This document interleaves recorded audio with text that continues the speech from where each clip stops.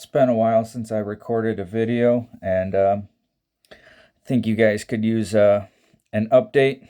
Normally, I post all my updates on Instagram, but here's a video update of a bunch of things that are going on. Not in any particular order.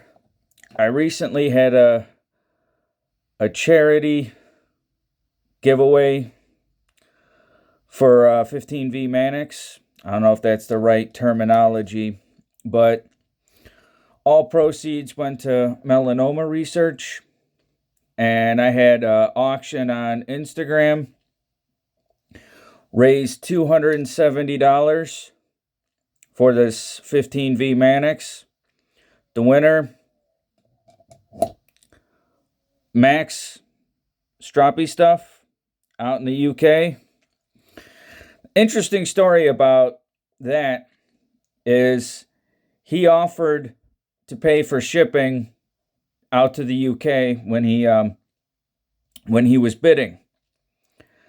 Now, I worried about shipping outside the US that the receivers won't get the package. It's unfair to them that they would put in the charity or cancer donation and they don't receive the product. Now, the reason why I wanted a cancer donation was for the fact that people, if they overpaid, because this was $157 brand new, he got it for $270. Hopefully, when taxes come around, you'll be able to get some of the money back. And it's going towards a good cause. Anybody who wins any of my future charity auctions or cancer related, pay them directly. Don't pay me anything. That way, hopefully, you get your money back come tax time and you know exactly where the money went. Max won. Now, he agreed, or he informed me that UPS was the only way for him to actually receive the package. International laws, they're going to confiscate because some people consider these weapons. He wanted UPS. That's what I did. I went to the UPS store, and at first they quoted me $300 to ship a 15V Mannix towards him. Price went down to actually $205. I sent it anyways because I gave him my word that I was going to ship it. A day later, he ended up reimbursing me the whole $205. So it's just, you always see a lot in the knife community nowadays of people bashing and pointing out people's flaws. Well, I kept my word. Max kept his. I think that's only going to make the community even stronger. Max sells his stropping compounds, Gritomatic. He's out in the UK. He has other means, and he's also working on different micron compositions. I think there's a 6, maybe a 9 micron. If you're in the US, you can get them on Gritomatic. Now, right now, in my testing, I'm actually using the 4 micron. And what I'm using the 4 micron on a test drop is for my cut testing. When I do my cut testing, I use the index card. The red line is a marker of when to stop the test. Not to say that a steel could actually keep cutting past that, but what I've noticed in my testing, and I do it randomly, is how well the knife actually strops back when it actually hits this level. I really want to catch it right before it actually hits the red line. And what I found, 14 passes on a 4 micron test drop, most of the steels that I've tested return to a 85 to 90% performance as it did with the Fresh Edge. I'm doing it sporadically throughout all different kinds of knives. I'm using it on a 15 degree I got an angle cube put on there at 15 degrees, so I'm stropping at a 15-degree angle. The test edge is a 13-degree micro bevel. The strop back portion is 15 degrees, 14 passes. And what I found is with this common ground of where the knife is, you get about an 85 to 90%. I've only had one test knife that I got janky results with, but I'm going to continually test that to make sure that this test kind of validates, because I could keep going cutting till it actually no longer dulls with the sandpaper roll. But if we find a common ground of not overall dullness, but where the edge breaks down into and then it's repeatable, I think it's going to make testing a lot better. Now realize that most cardboard cutting is, in my opinion, more of a push cut. With the sandpaper roll, it's a combination of downward force and slicing, and it actually covers the entire edge. Now, what I found commonly when it comes to how a knife actually dulls, you got two ways that it actually dulls out. High carbide steels, normally what happens is they dull right at the heel area, and more towards the tip, it actually keeps going. However, on more dialed in heat treats, or where people think are custom, such as the Chris Reeve, the 15V, even the 4V Mannix, what you find is it gradually wears throughout the entire length of the edge itself, and it gradually builds till it no longer actually cuts. On a high carbide like this, like ZDP 189, the first part of the actual cutting is just nothing. The cardboard just sort of folds down a little bit, and then it reaches a point where it actually makes an incision, and then it actually cuts. So with high carbide steels, when it comes down to the end of my testing, usually the very tip is the only thing that's actually making the cut in the test, or my parameters for when to actually call the knife officially, like no longer passing the benchmark for when I actually stop the test.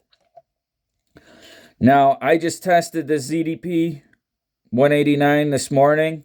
This was a gift from Kurt, JCool19. He gave it to me for free. I got 260 cuts on the sandpaper.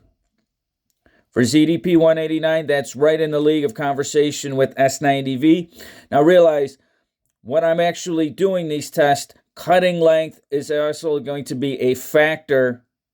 I use different size diameters based on the different cutting edge lengths. So this is kind of like the far end, like right at the borderline of what I would use this roll for. So this is the most cutting length that I could have.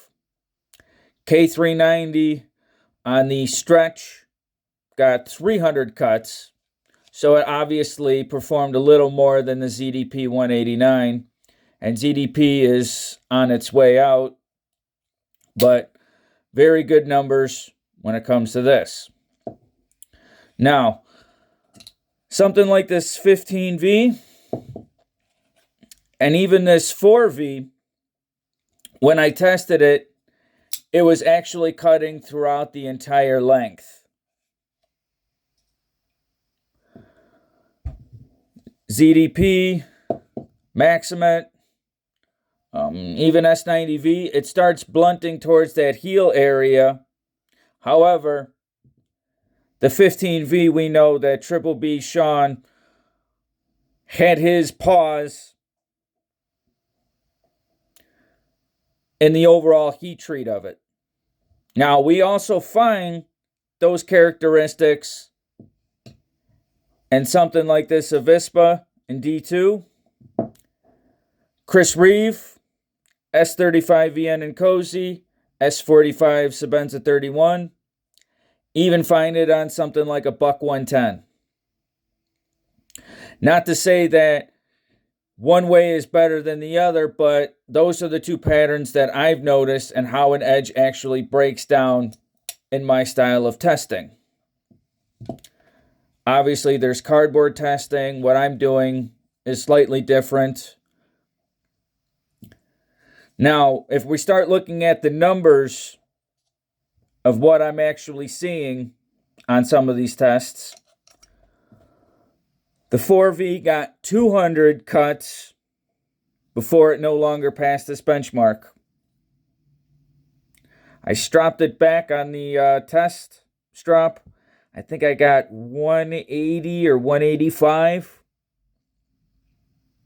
So that tells me I'm stopping at the test where the edge can be, what's a good word? It could actually come back and give you a very high level of performance based on what the original edge was actually capable of. Most users are going to do that anyway, whether they use a strop or they use a stone. I'm using a 4 micron, I'm using a set of passes, I'm using an edge finish of 1K, and I'm using sandpaper as my cutting test media. If a steel is not performing how you like, you can obviously change. You could raise the angle. You could lower the grit finish. You could use more of a something like a DMT or a coated diamond stone to actually create more of a serration depending on what kind of cutting media and how you actually cut with something. Nothing is better. Everything is different. This is D2. The Avispa, I took the pocket clip off of it. I prefer it this way. Generally, I like the blade shape on this better than the Rat one. However, I think the Rat one feels better in hand when you actually are using it, so there's trade-offs left and right.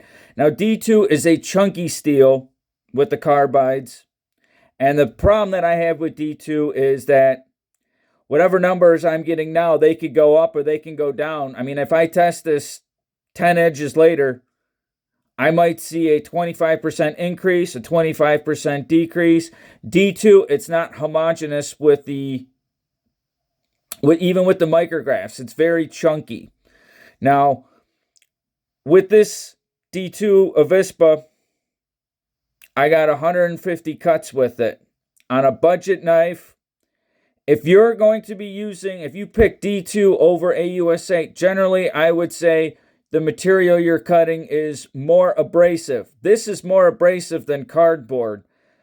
So generally, I would pick AUS8 over D2.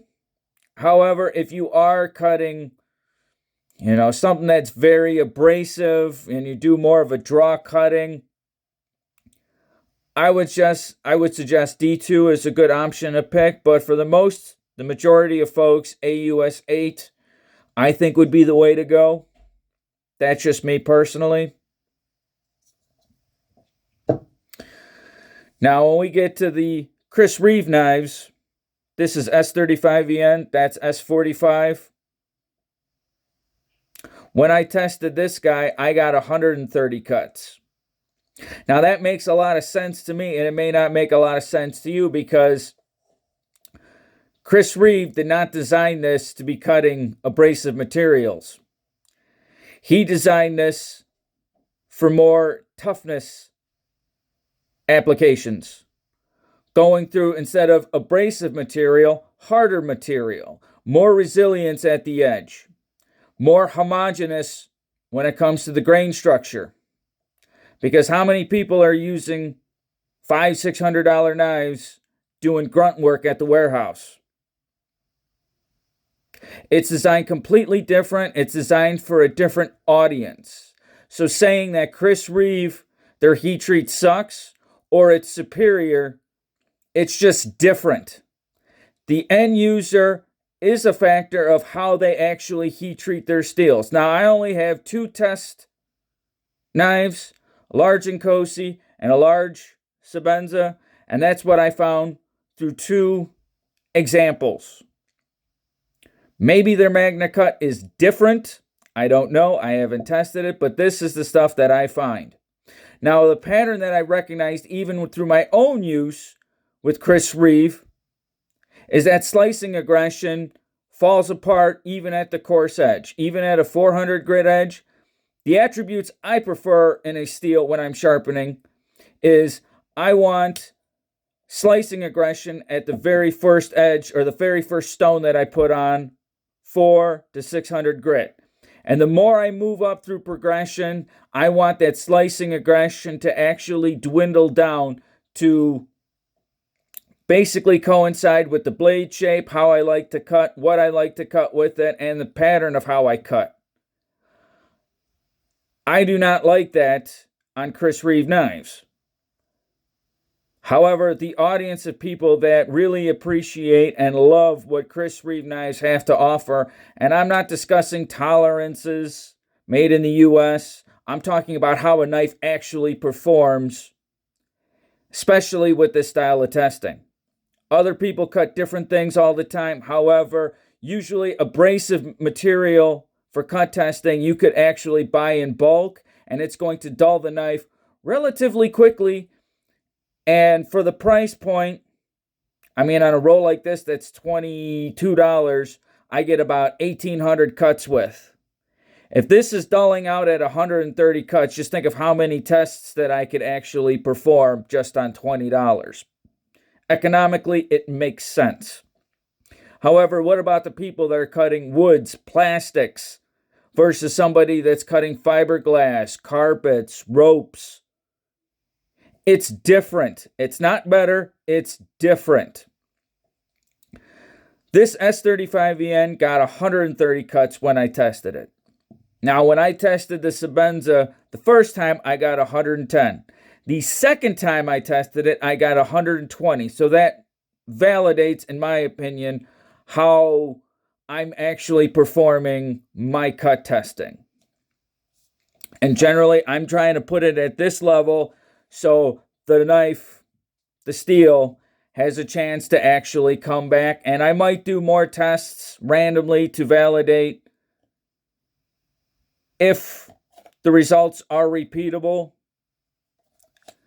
Now, the Buck 110 I've had for a couple of years. I don't use it all that much because I have, well, an army of knives and great steels to actually use. The Buck 110, ironically, got 110 cuts. Now, for 420 high carbon, it basically blunts just like the Sebenza, just like the 15V. It gradually wears slowly throughout the entire length of the edge. If you're cutting abrasive material in a warehouse, the Buck 420 high carbon is going to be a stellar choice for you. That's the nature of what you're cutting, and that's at 1,000 grit edge. You can go up, you can go down when it comes to edge finishes. You can play around with all the different variables to suit your needs on what you actually like to do or what you're actually comfortable with. That's why most users, they should have a variety of stones and they should try out different things. This is a test media, and I'm repeatedly cutting it over and over and over again. Most people are cutting different things all the time, so it's hard to actually make a cut test to actually cater to those people where you got a random variety of materials that you're cutting. This is just cutting 1.5 inch sandpaper rolls with a 13-degree micro bevel, 5 passes per side on a 1K Supervit Triple B stone.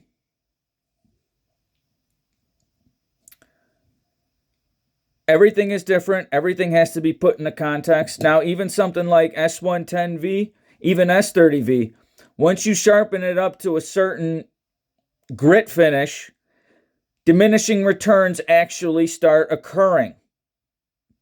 As the end user, you have to notice something like that is the performance is dropping and the knives are dulling faster.